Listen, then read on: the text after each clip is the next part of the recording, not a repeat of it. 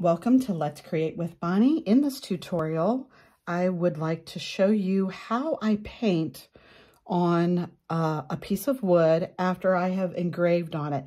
So this is for a police officer. It's a regular piece of wood. I did mask it before I did the engraving. This is what it looks like after I did the engraving part. And I want it to be a little bit darker, and I want it actually to be black to go with this project that I'm making. So I wanted to show you real quick how to do that. You can see here where I've started already. I take a paintbrush, and I'm going to be honest, it's a little bit of what I like to call a scruffy brush. You can see it's definitely not a new brush. Here's a nice new brush, how smooth it is. It has that nice pointed chisel edge on it. I use one that's a little bit more well used, and I like to call those a scruffy brush. So I'm going to go to my paint with my brush. And ladies, the trick to this is less is more. I say that all the time when I'm teaching in my workshops. So I'm going to dunk it in my paint. You want very little paint. See, there's no paint dripping at all off of my brush.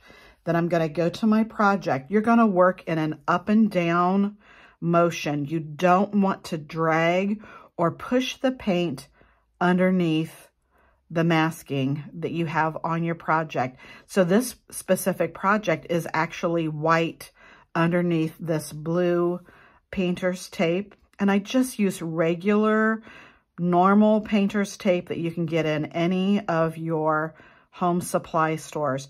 And I'm just kind of doing a pouncing up and down motion.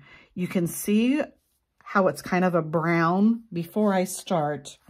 Hopefully you can see that close. It's kind of a brown color. And you can watch for that when you're painting. You want to cover all of that brown up with your paint. And again, I'm just going up and down. It's better to do 2 thin coats. Let me hold this up here so you can see it nice and close.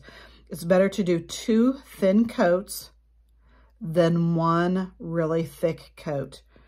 You can see how it starts to disappear, that brown color. And when you reload your brush, you're going to do the same thing. Just a really nice thin coat. You're just tapping that paint in there. Take your time. This is something that you don't want to do quickly, or if you're in a hurry or a rush, you don't want to do that. You want to have nice, even coverage so that when you pull your masking tape off from your project, you'll have a very crisp, clean edge on your project. I hope that helps you. The next time that you're painting on a masking project, be sure to click on the red subscribe button below.